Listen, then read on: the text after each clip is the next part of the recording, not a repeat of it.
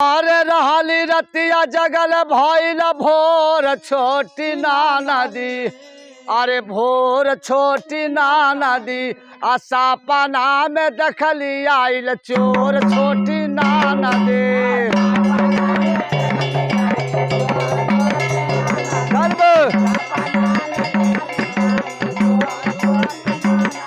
अरे सपना में देखली आइल चोर छोटी नाना दी।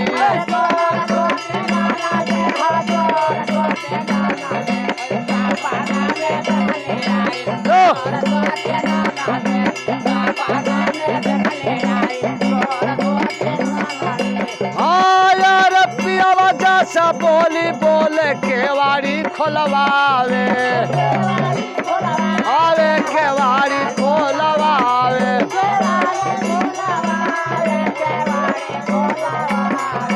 हाँ यार सुतल मोरहली समझ नहीं आवे।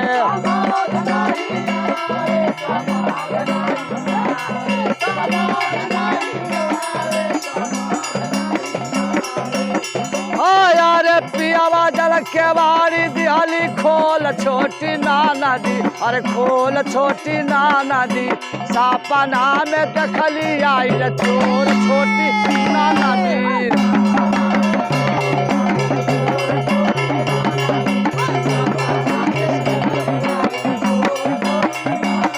अरे सपना में देखली आइल चोर छोटी नाना दी।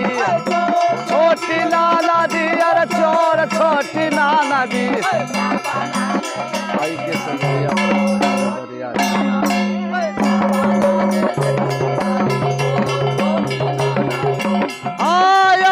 आई कैसे जारिया पर करे बारियारी।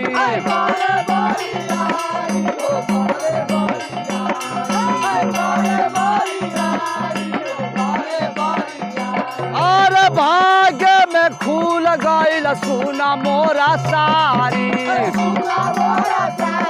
ओ सुना मोर सारी।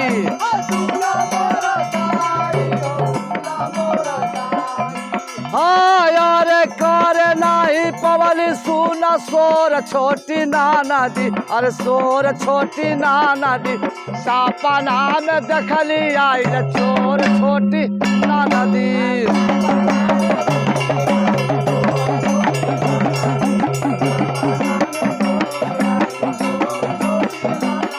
अरे सपना में देखली आइल चोर छोटी नाना दी।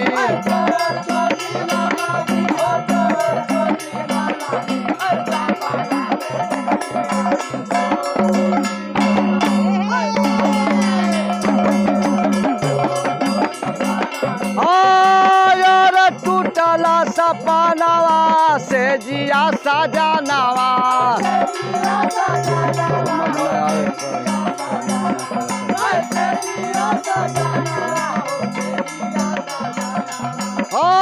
यार समझ न आवे कभी मुन्ना के रचनावा।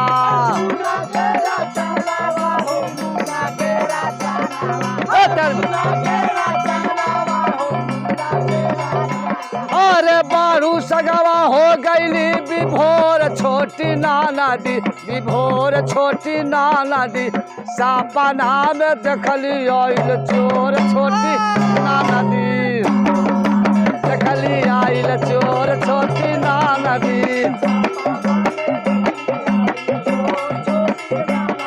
अरे सपना में देखली आइल चोर छोटी नाना दी।